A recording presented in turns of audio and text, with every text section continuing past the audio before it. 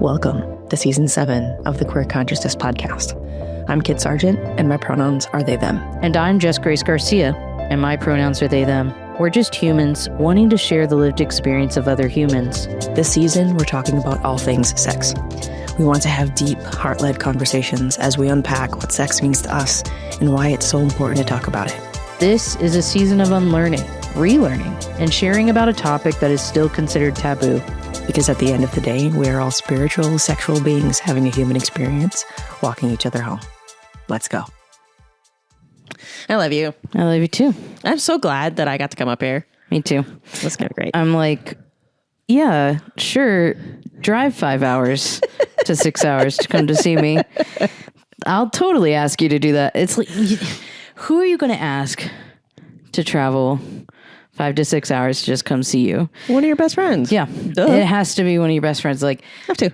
when I was in Atlanta last year, I had yet to see my best friend Jenica in person, and she drove up from Florida, 6 to 7 hours to come and see me for a few days. And I was like, it's good friendship when someone will drive that far. So thank you. I know. I was very excited. I was like, it was kind of funny because when you told me that you were going to be in Minneapolis, I was like, oh, that's super close. And then you're like, yeah, if you want to come over. And I went, done. I know. I didn't even have to yeah, because some people might be like, we'll see. Yeah. I was like, no, I have enough vacation time. I will gladly take 3 days off. Yeah.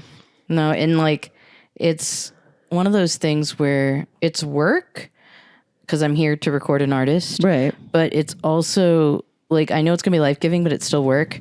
So it's nice to have kind of old friends to come with and For sure. check in. For sure. This is fortuitous. We had not planned this. No, not at all. But we were in the car and driving up and down the Mississippi River, just kind of taking in the snowbanks and the beautiful river scenery and talking about some of the ideas around how you've been processing some of our episodes, because as many people who are listening understand right now, you're being quiet. Yeah. And the most you've said about it is that you're processing a lot. Yeah. And that processing is a really important thing. Yeah. But you're not ready to share about it yet, but you will be soon. And we were sitting there and you were sharing a bunch of stuff with me and I was saying, I should be recording this. Yeah. Hindsight 2020. And then we both kind of looked at each other and went, wait a second. Yeah. And then our one of our future guests had to cancel the episode, so we recording and we realized, why don't we just do this? Yeah. So talk to me about, we've been asking this question, this season, what is sex to you? And there's definitely a comfort level that I have that you don't. Yeah. And some of that's because some of these friends are mine or these guests are my friends and new to you, but you're really good at having conversations with people when it's someone new to you. I've heard you do it. I've edited it. I've watched it happen. Yeah. What's different about this right now for you? This season is different mainly because the topic is so different. Because in all of the seasons prior to this one, the question that we base the entire conversation around is, what does being queer mean to you? And with sex, it's not an easy question to answer. It is definitely one that you tend to unpack in real time. Because the majority of people that I talk to when asking them that question, that's the first time that they've ever been asked that question. It's not something that you go around walk in the random public and you just shove a microphone in someone's face and says, what does being queer mean to you? Yeah. That's not something that you do. And giving people a space to legitimately process their own lived experiences as queer people in the world today. Yeah. That takes a type of vulnerability. And I will forever remain proud of being able to hold that vulnerability for people. The difference with this season is a lot of it now is talking about something that growing up, I was never allowed to talk about sex.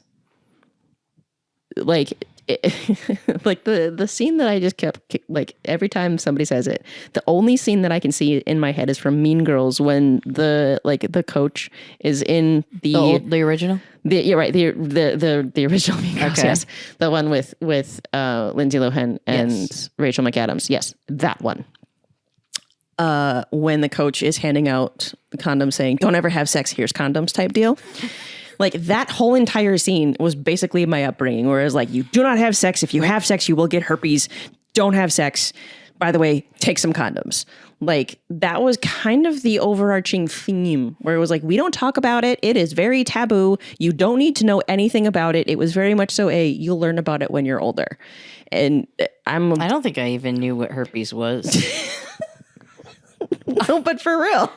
Like, I still, to this day, have never had a sex talk with my parents. Yeah. Like, the first sex talk that I had was actually, like, believe it or not, the first sex talk, like, true actual sex talk that I got was with my ex-fiance's mom. Because she knew that he and I were more than likely going to be having sex. Wow. Yeah.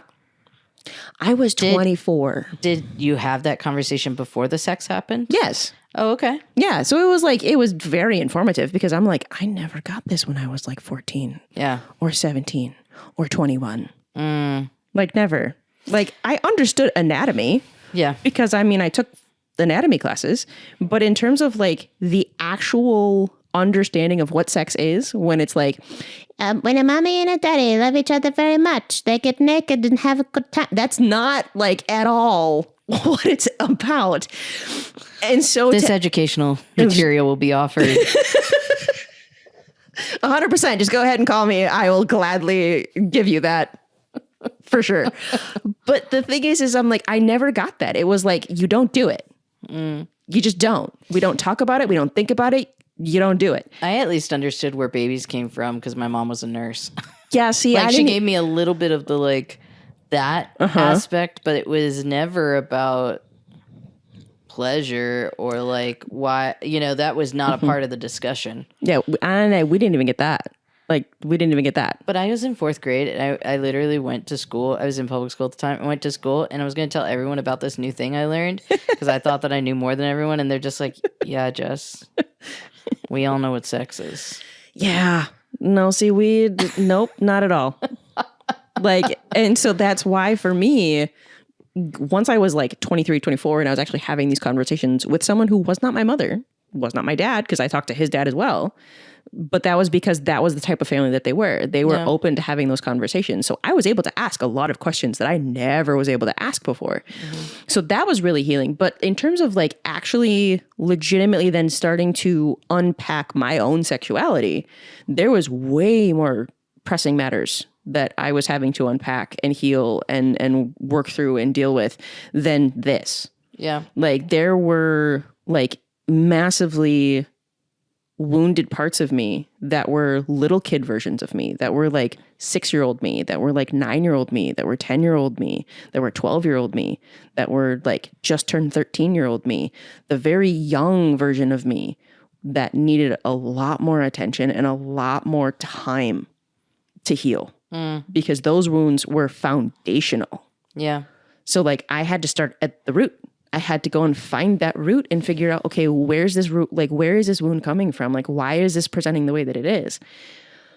So it wasn't until this season, and you and I had talked about this before, and I had told you, I was like, I know for a fact that a lot of the beginning parts of this season are going to be me doing a lot of unpacking and a lot of processing in real time because of the fact that this is going to be tapping into things that I have never even touched before. Yeah.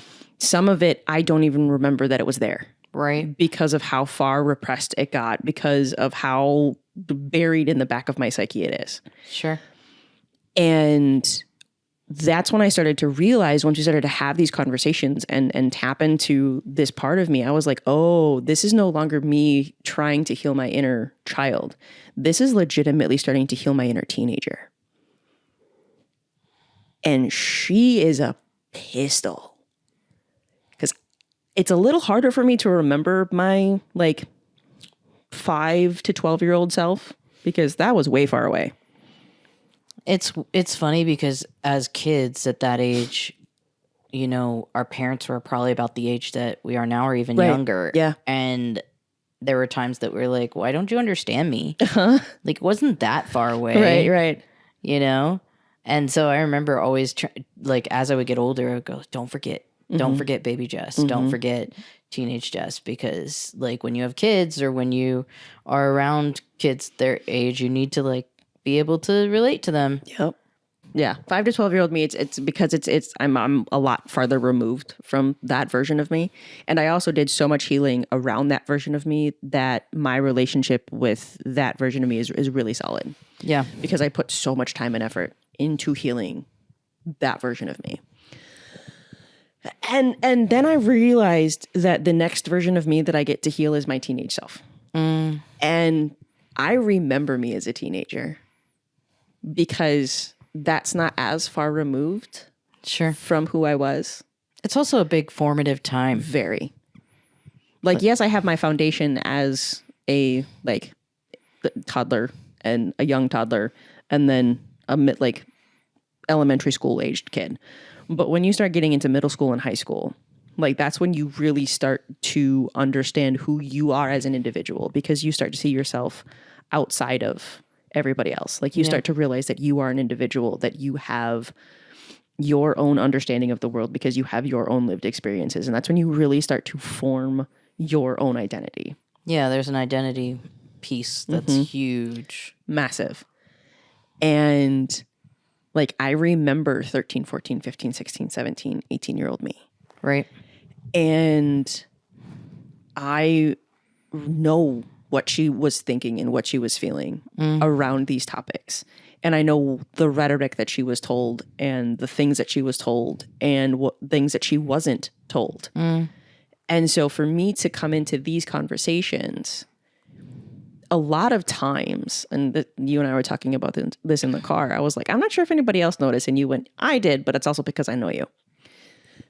And I know it because I know myself. And so when I listen back to the episodes, or specifically when I'm watching back the episodes, I can see myself check out at times.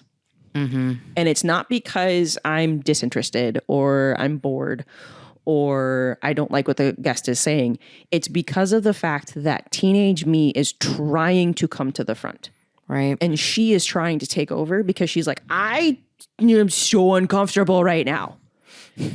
And adult me is sitting there going, girl, it's okay. Yeah. Just, if you're feeling uncomfortable, that's fine. Go sit down. Go take a beat. I got this. And so a lot of times, and this is why I've started writing about the episodes and writing about the guests and what I was thinking during those conversations, because that's how I've always processed. On your Substack? On my, well, not just on my Substack, but also on the Patreon. Yeah. Is I always write. I've been a writer my entire life. And that's the easiest way for me to process things, is to just sit down and write out my feelings. Right. And it's been really interesting because there are times where I will start writing and I can absolutely feel teenage me coming in being like, yo, I got stuff to say. And I'm sitting there going, girl, please. We need to sound like an adult here. Yeah. Not like a 15-year-old who is like roided out on hormones and completely emotionally dysregulated because you've never understood emotions, never heard of her.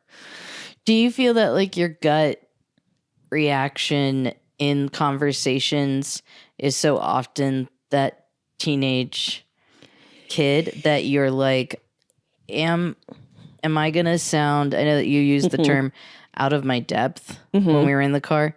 Like, is that like your like concern, is that your first reaction is going to sound unmatched with us? Slightly. Like there is that part of me that is like, and obviously talking about our conversation in the car, like one of the things that I told you was I do feel like I'm out of my depth in this season specifically. And it has nothing to do with the conversations that we're having. And it has everything to do with the topic.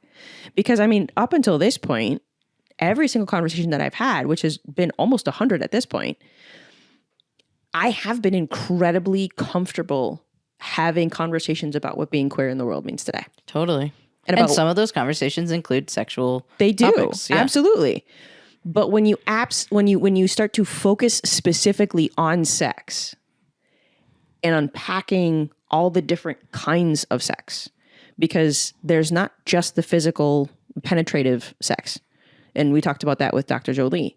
There's different kinds of sex and ways in which we relate to sex. Correct. And there's also different types of sexual pleasure, like how we talked about with Killian. And there's also different types of sex, which is what we talked about with Tom. And then there's identity in sex versus identity in the world. And, Correct. Yeah. And so, like, I mean, to expand a little bit more on like the Killian part of it, like with him being part of the pony play community and him talking about like getting into that horse headspace, where he's like, I find pleasure in being a horse. I love that for you. Yeah. That's fantastic. Sure. And understanding that there are different types of sex to have. Yeah. Like I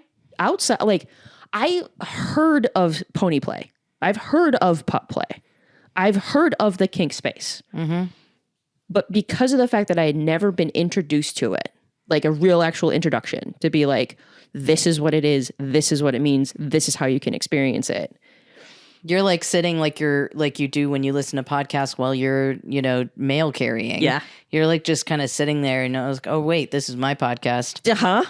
I'm not listening to Jess's podcast about sex. There have been so many times where I'm like, oh, right, I'm actually here. Like, this is not just me, like, literally being a fly on the wall. Like, I actually do have things that I can contribute. Right. I just forget sometimes. One, I also forget because some of this information is incredibly brand new. Like, this is the first time I've heard about this. This is some new information. Well, and I think that you are comfortable talking about things that you have a practiced statement on. Yes.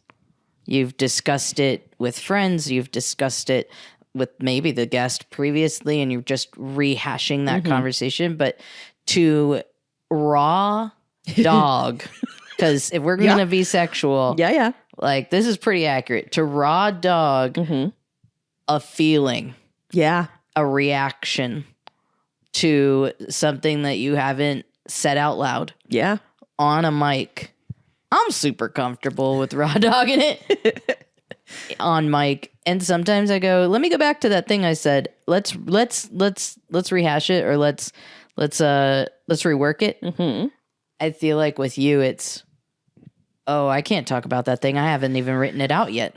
Well, I haven't written that thought. I haven't processed that thought. I'm not allowed to say that out loud. What if I regret it? That, and also like the thing that I've also learned about myself is I am very much so an internal processor. So a lot of time, and I think this is also the ADHD, because a lot of times what ends up happening is I will think about something 1.5 million times. I will spin it 1,500 ways, and I will literally walk it through to the end of my own understanding as many times as I possibly can to try and get to my own logical outcome before I even start talking about it. So by the time I start talking about it with someone, I have already gone over it in my head for at least a month. Before I actually bring it to someone else's like attention and actively start verbalizing it. So what may seem really impulsive to some people would be like, where did that come from? It's like, this has literally been the only thing that I have been thinking about for the last 72 hours. Like, where have you been? I mean, I get that because I have to feel extremely, extremely safe to verbal process in real time. Because I verbal process, we are verbal processors with each other as friends. And, but again, like you said, it's something I've been thinking about for a minute. Or it's something I've already processed with my spouses. Or, it's something that I recorded for myself in my audio journal, like speaking out loud to you or to another friend about something, is essential because it helps form my thought. And I like to jump to that a little sooner than you, I think. But it's still a key, like that part of me that needs to sit with something. Like a good example is this subject. I mean, you came to me with the subject months and months and months in advance. And I needed that time to process and be prepared. as I talked about in my episode. And so I think like you needed that. You had already spent months thinking about the fact that you might want to do this topic. Yep. But all you knew was that it would be hard. Yes, that's literally that's as far as that thought went. Was I'm like, Yeah. I know these conversations are going to be difficult. One, because of the topic, and two, because of how I'm having to come at them. Because I am legitimately wading into waters that I've never waded into before, which is why I wanted to bring you on, because I knew that you were going to be able to hold me as well as hold all of our guests. And so that's also another reason why I knew I was going to be okay with not doing a lot of the talking, at least at the beginning, just until I could definitely feel myself getting comfortable. I wasn't sure when that was going to happen, when I was going to like be comfortable enough to have all of these conversations where I'm like, yeah, I can totally just talk about this stuff, or at least ask questions about it to be like, this is what I'm understanding. Hi, friend. Jess and I love making this podcast, but it takes both time and money in order to do that. We've officially launched our Patreon in order to help supplement the financial side of this endeavor. If you support us and the work we do, go check out our Patreon at patreon.com/queerconsciousnesspodcast and help us continue to grow. Thank you for being here and supporting us. Now, back to the conversation.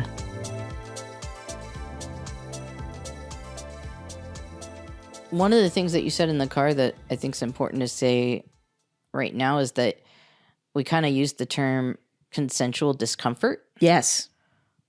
Like can you talk a little bit about that as like when you're talking to teenage you inside yourself, and caring and not trying to like push too hard, but also knowing this is something that needs to be done and that you are walking into. Yeah. Can you talk a little bit about that?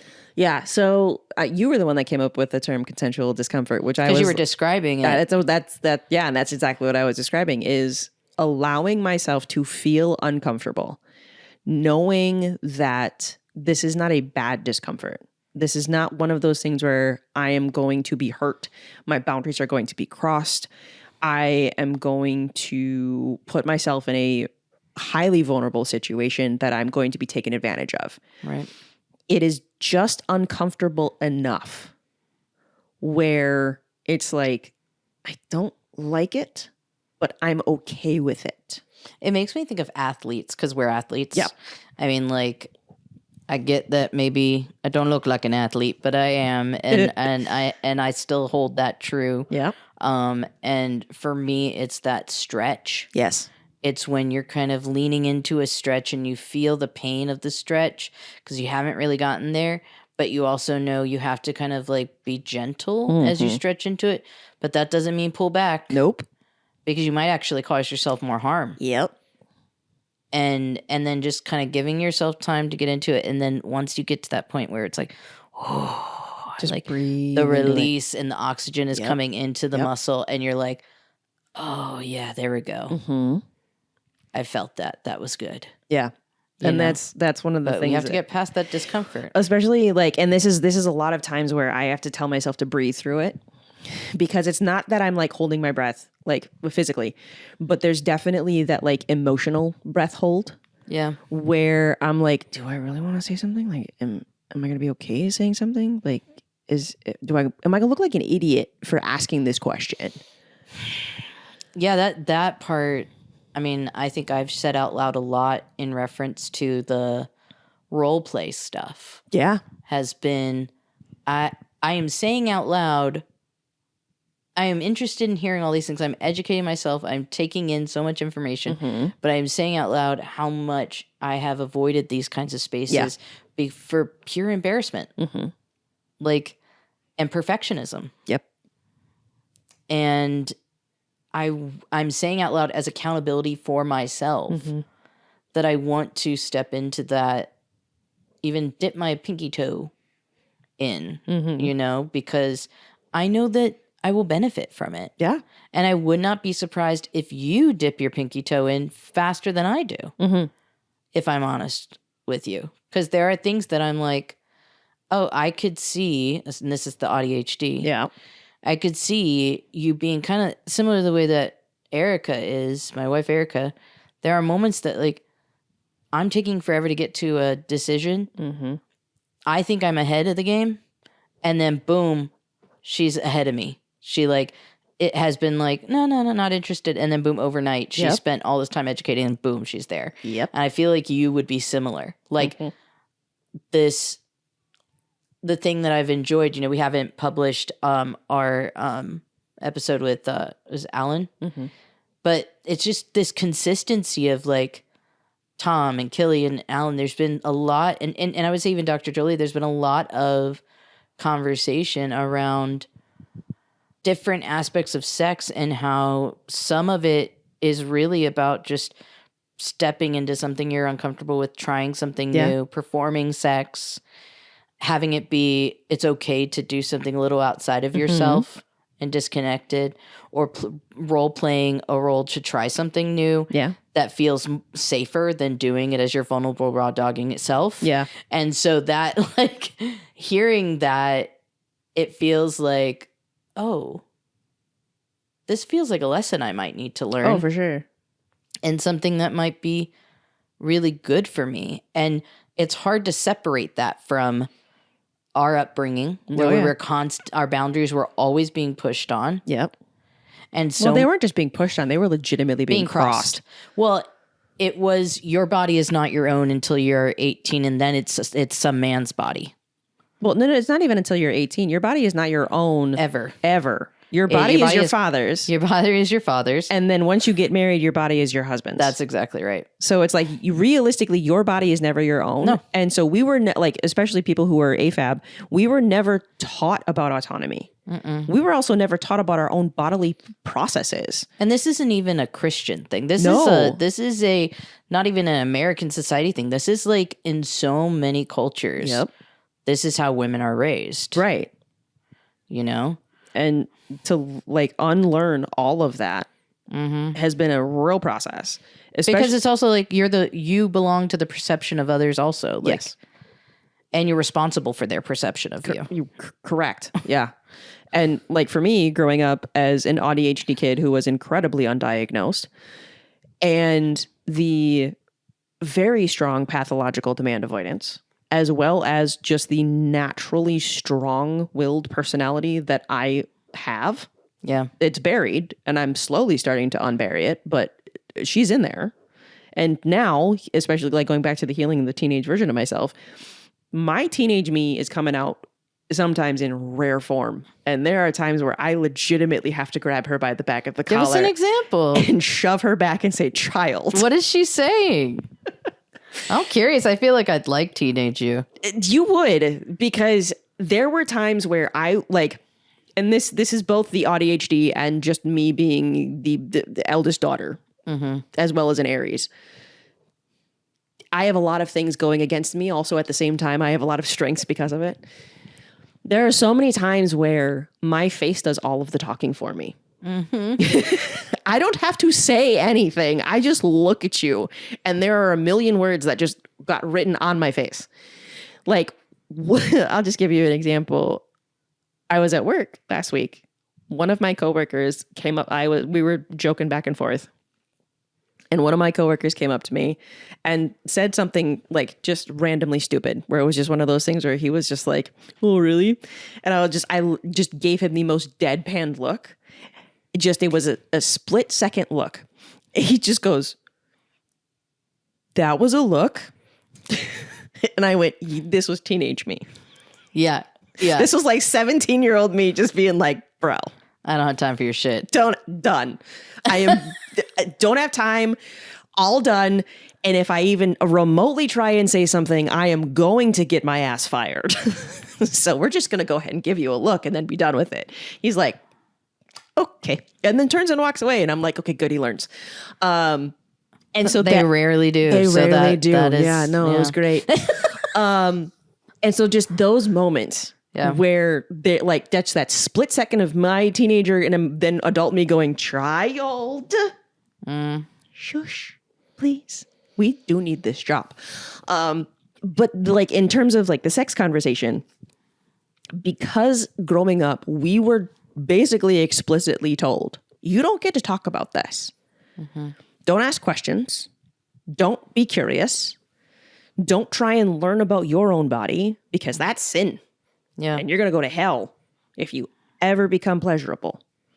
But as soon as you get married, you had better be the horniest bitch on the block. Yeah. For your brother in Christ. Right, the one that was the man So that is fucking gross. God, the man that you have been called brother the entire time.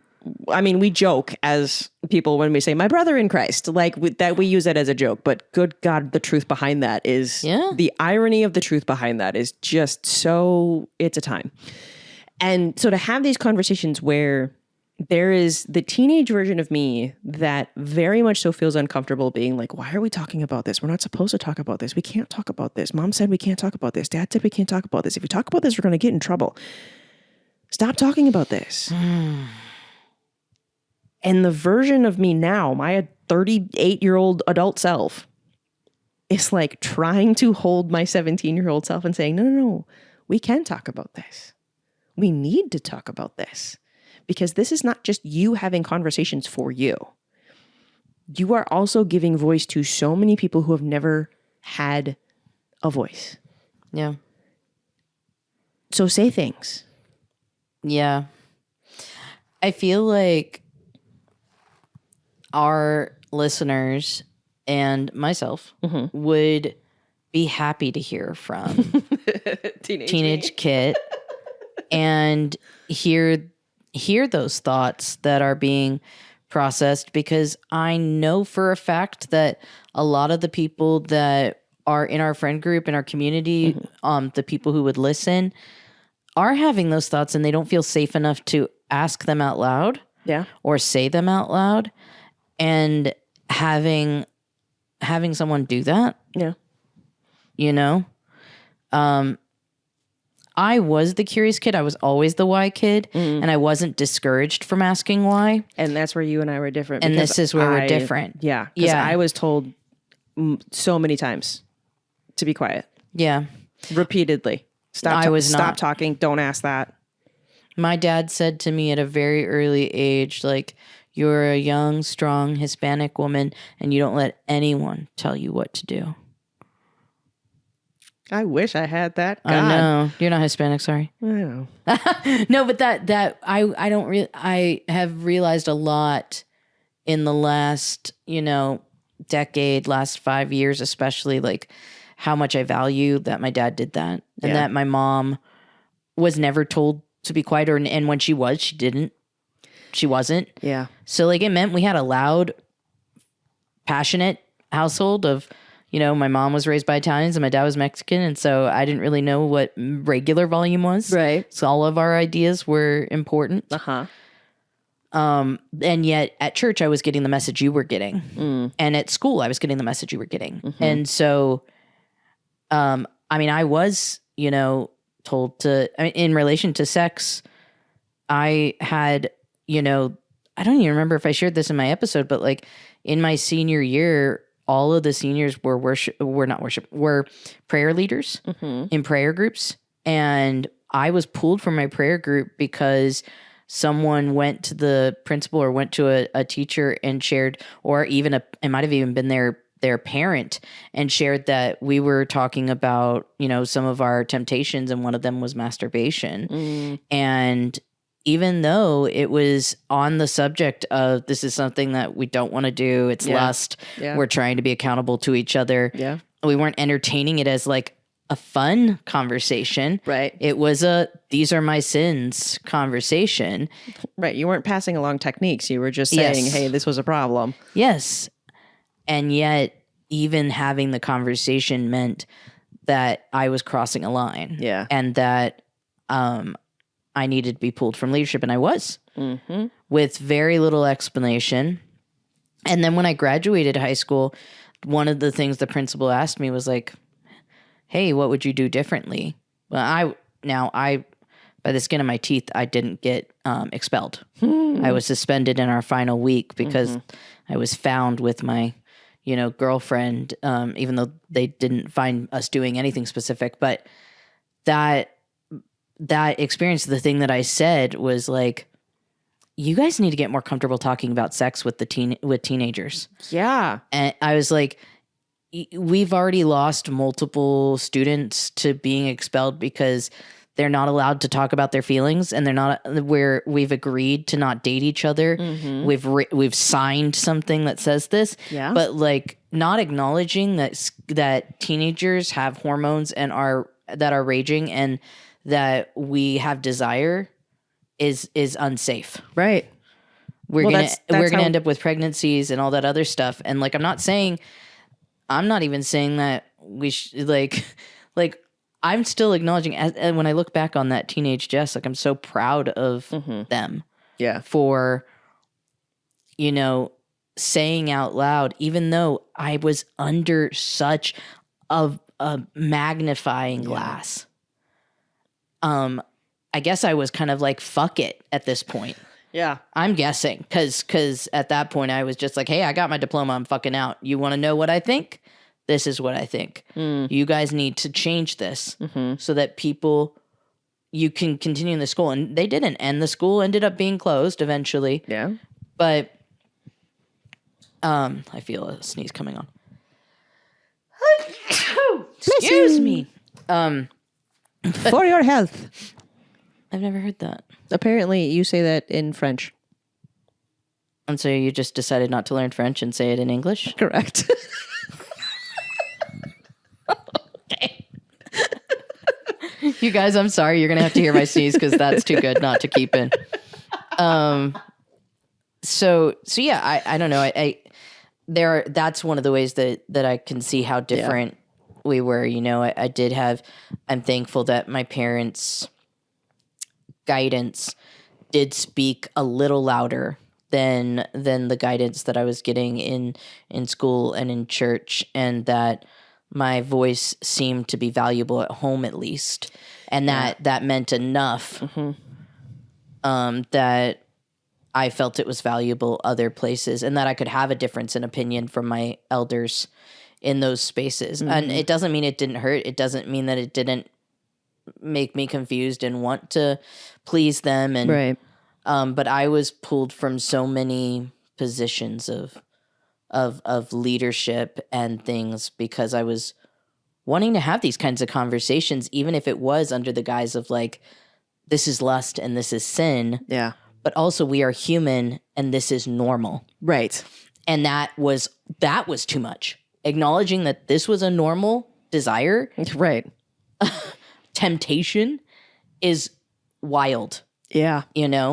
And I just, even then, wanted to have, if you can, be sex positive in a Christian nationalist, like evangelical headspace. That was my version of sex positive. Right. Was to at least acknowledge that this is a normal human trait. Right.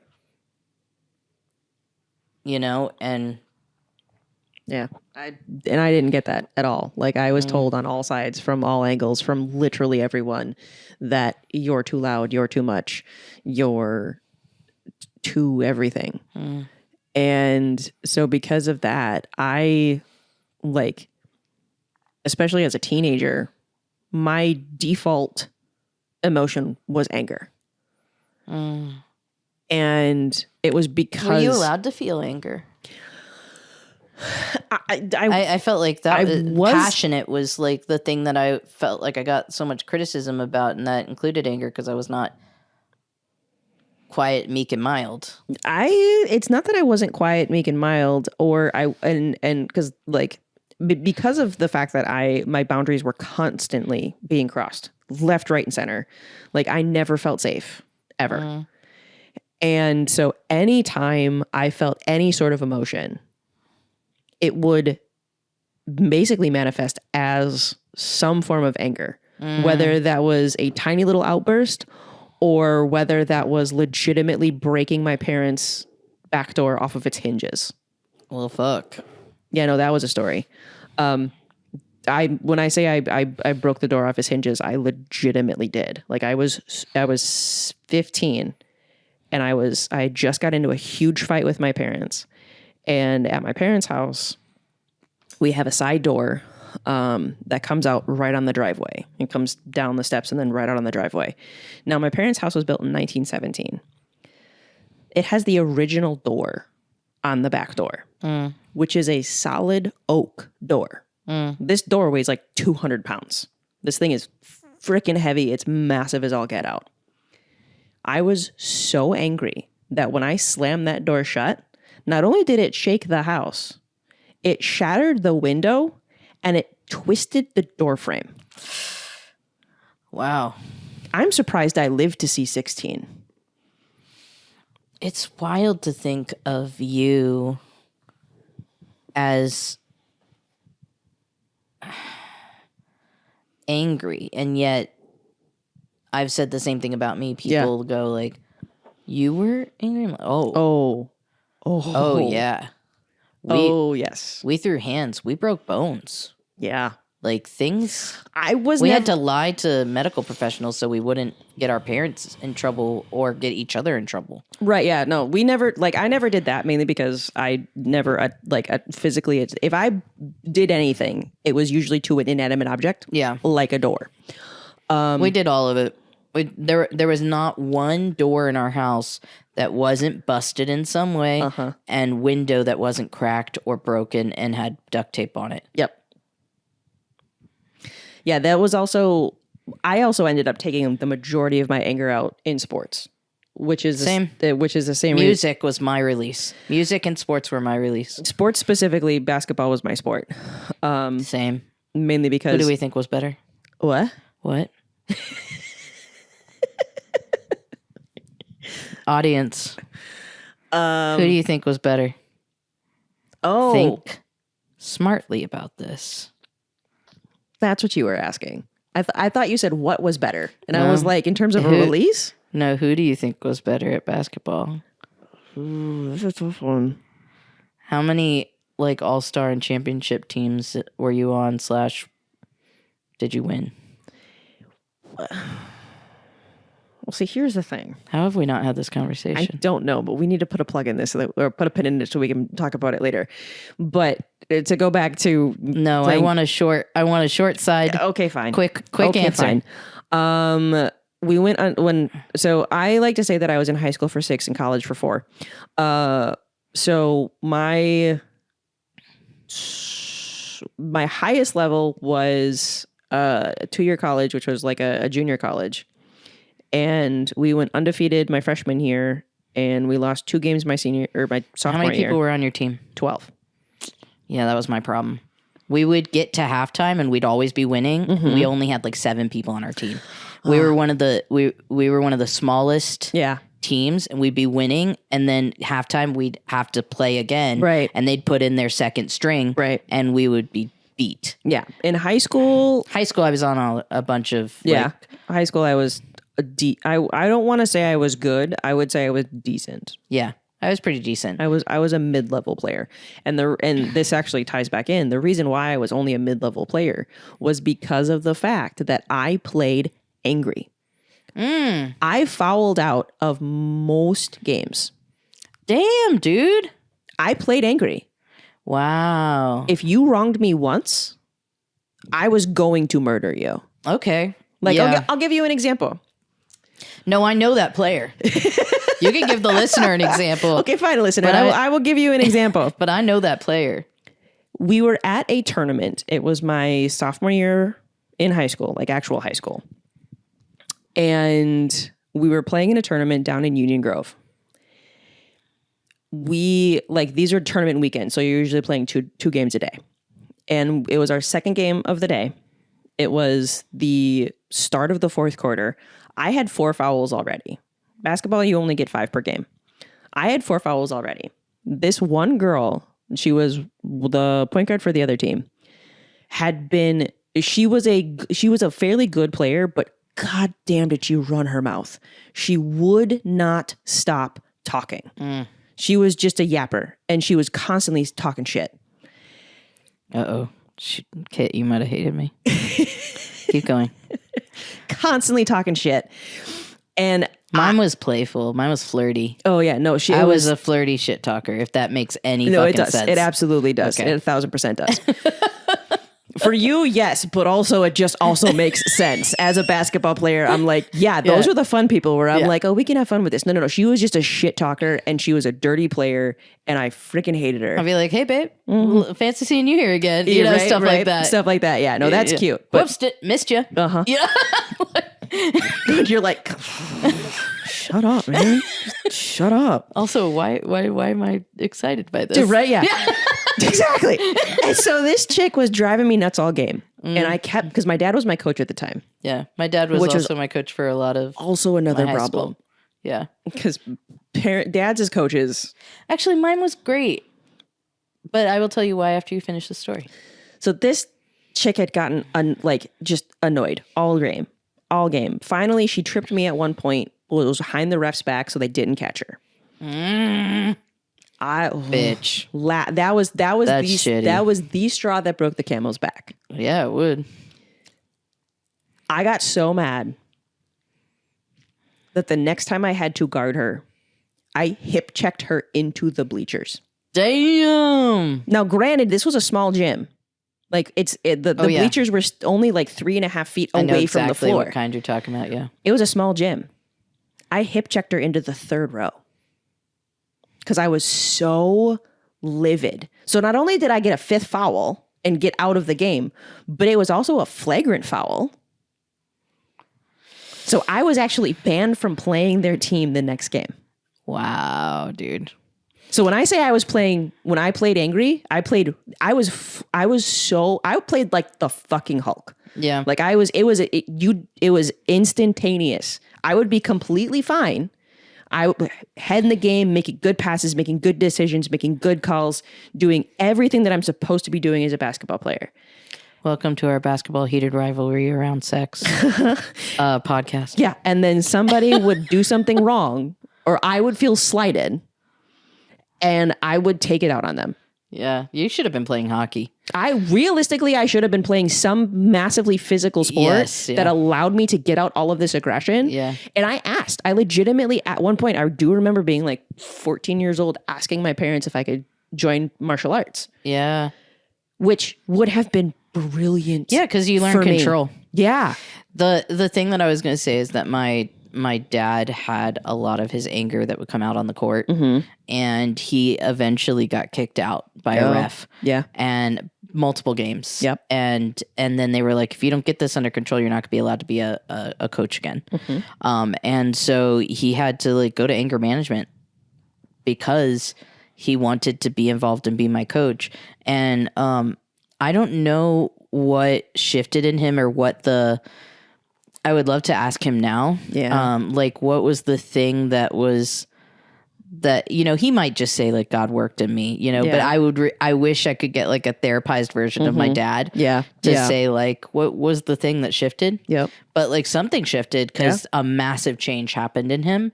And then everything after that was very like controlled and there was a lot of joy and love in it.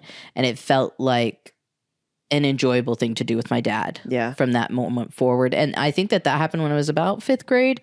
And so anything that he was involved in going forward felt really, really good and healthy and enjoyable. And I wasn't worried that I was going to be embarrassed by my dad getting kicked out. Yeah. So like, but that was how, like, that's how I was as a teenager. I was just angry all the time. I think my dad was too. And I think he just didn't know that was what was coming out. No, right. So it's interesting that like right now, what's coming out is almost this angry teenage version of you that is like saying to you, why the fuck are you doing this to me? Yep. And the only way you knew how to react in those moments was to just be quiet. Yes. Because you had 2 voices coming from you. Yep. And teenage Kit was so loud you didn't know how to speak over her. Very much so. And because like sit back and listen, babe. Right, that's the thing is it's like sometimes you don't like, and this is nothing it obviously doesn't say that I don't have things to say because obviously, as you can tell right now, I have a lot to say. But when we're talking about things that make us uncomfortable, a lot of times, and this is actually something that I started to realize, is a lot of times people want to fill the silence. So they'll just keep talking. And sometimes that's a good thing and sometimes it's a bad thing. For me, I have started to realize that I can sit in that silence. That silence is not uncomfortable for me. I can just sit in it. The thing is, when you're talking about a conversational podcast, silence can kind of be not great. Yeah. Because it kind of defeats the purpose of having a conversation when there's nothing to be conversed. Well, and if the other person doesn't know you or Also your that. rhythm. Right. And that's also another thing that I was like, how am I going to do this? Well, and I Because think I'm so used to having I'm so used to being able to just like go out and just talk. Because I'm very comfortable on a mic. yeah, and you're good at a monologue. Yeah. We both are. Yeah. But you were really good at a monologue. I feel like our next podcast episodes with Katie, there were moments that, Katie was new to me and I think Katie was new to you. Yeah. I met her through a friend. And something she did that I could tell was just from her like therapist Yep. mind was that she was constantly checking in on you. Mm-hmm. And I realized that we had not said or enough. Like, I love that she did it. Yeah. But I realized that we had not said like, this is why Kit might be quiet. Yeah. And it might have just been too soon for us to know or to know that we would need to say that to the guest. Mm-hmm. But I appreciated their care because I would have been similar. Yeah. But I wasn't in that because I knew that this was the rhythm you were at right now. Yep. But yeah, that was interesting. I think like I'm really thankful that you're willing to share all of this, and I hope that teenage Kit will come out to talk. Yeah. Even if it means that you're saying, I don't know anything and I'm feeling a little uncomfortable, but I have a question. Yeah. I'm sorry if it feels dumb. Yeah. Because I think that like there is a lot of good dumb questions out there that we don't ask because we're afraid of feeling silly. I mean, honestly, like now, like talking in my actual adult self, there really is no such thing as a stupid question. No, I agree. Because realistically, at some point, we have all been beginners at everything. Exactly. And so for me, a lot of these conversations are me just being a beginner, especially because like I'm not in the kink scene yet. I'm not part of the bear scene yet. I'm not part of any of these other places yet because I've never been introduced to them. Yeah. So a lot of these conversations that we're having, yes, are new, but so it might be for a lot of the listeners that we have. I feel like this feels like if Jana, my wife Jana, is into knitting and crochet, she's professional. If she had a knitting and crochet podcast, and I helped to make the knitting crochet podcast, I can sit there and I can have like a good conversation and receive and listen and follow and understand, things like color work and like all of these like little things. So like I can make it by. Yeah. But if we were to dig deep for an hour with new people, I would experience what I experienced when one of her friends from her Alabama guild came into town. And we sat at a table and we talked about, it wasn't knitting and crochet. It was another form of lace work. Okay. And the idea around bobbins and like all of these different things, I literally was like, it was like they could have been speaking another language. And they were. Yeah. And I was sitting there like, whoa, I'm really glad I like this food. I'm so glad they are enjoying each other. Right. This is so sweet. You're like, I have nothing to contribute. I don't want to run away. I like hearing it. But also, so that's what I feel like I can kind of see that in some ways that's where you are. And the thing is I'm like, and this is also where like, cause I mentioned it with Tom's episode where I was like, we're to the point where this is like 5 guests in and all of these people are Jess's friends. Like legitimately Jess was like, hey friends, just sent out a bunch of mass texts being like, yo, we're doing a podcast about sex. You want to come on and have a conversation? And the majority of your friends were like, yeah. Know the people you're asking. Well, right. will be comfortable when you're asking them. Oh yeah, no, totally. And it was very funny to me because like, and I mean, you witnessed this at your wedding when the chair guy came by. I didn't say a freaking beep. You didn't. Not no sound left my mouth. You really didn't. Not a single sound. You would have thought I was a mute. Yep. Because not a sound came out of my mouth.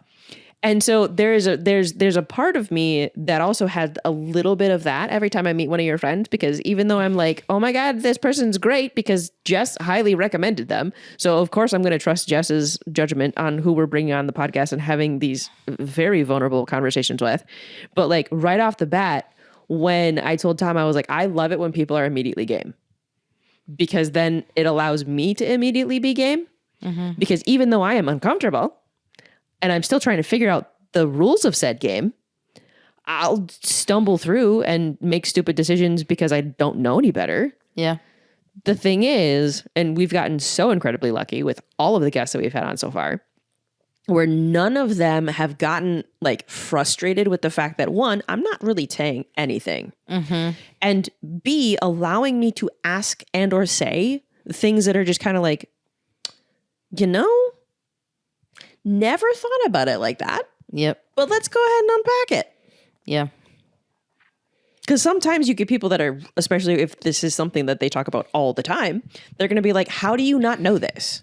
Well, so I think that a lot of my friends happen to be like, we're probably getting more conversations that are coming from people who have a past of like evangelicalism, deconstruction. Yep. And so I think there is a lot of like grace. Yes. That people offer to each other who are still at different places of growth, because a lot of us, there's a lot of people who are late in life for something, you know, and I think there's a lot of love and care that comes in almost immediately because of that, you know, which makes a huge difference for sure. Like I think that there's just more of a concern of, I almost worry that, and maybe this is just my self-consciousness around the talking too much thing, is that people will think that I'm overbearing on your podcast, and that people will think that like, oh, why is it only Jess? You know? Yeah. So I like that we can have this like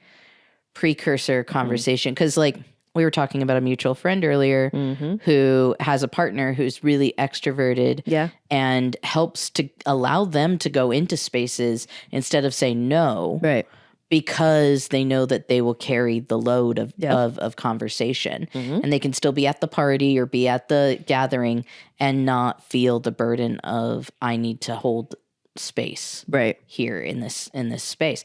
And like, I do that for my partners, you know, and I do that for certain friends, and it's an honor to do that for you right now. Yeah.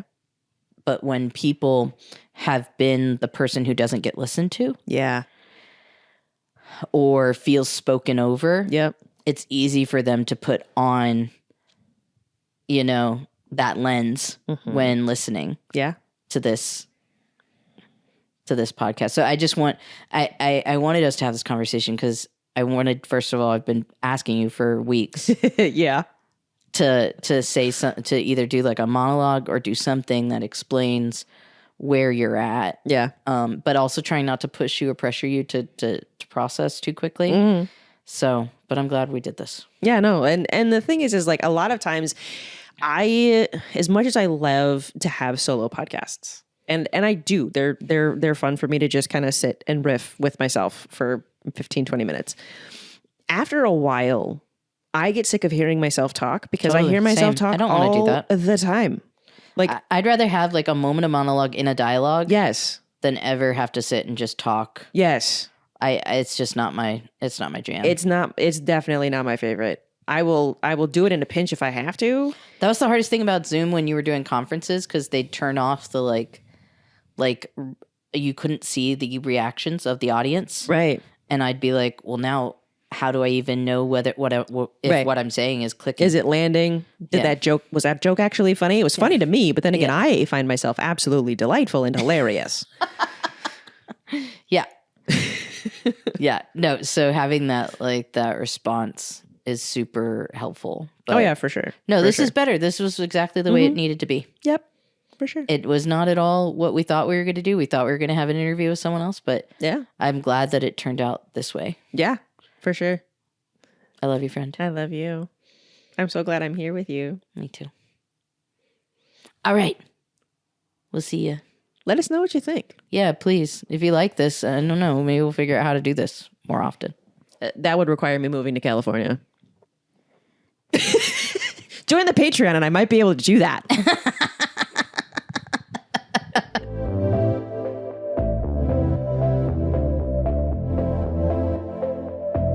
This podcast is hosted by me, Kit Sargent, co-hosted and produced by Jess Grace Garcia of Springward Productions, and the theme music is by Brian Smith of Holy Holy Music Productions. If you could do us a huge favor and please like, follow, comment, share, do all of the things on all of the socials. You can follow the podcast on Instagram @_queer.consciousness for all the latest episodes as well as any other exciting news. When you're listening on Spotify, please leave a 5-star rating and use the comment box for anything you'd like us to talk about. When you're listening to Apple Podcasts, please leave a comment and a 5-star rating. If you'd like to be on the podcast, send a message to queerconsciousnesspod@gmail.com. If you'd like to support the podcast, check out our Patreon at patreon.com/queerconsciousnesspodcast. We are trying to grow as organically as possible, and this helps other like-minded people who want to empower and encourage others on their journey. So until next time, remember to stand in your truth and know that you are worthy, just as you are.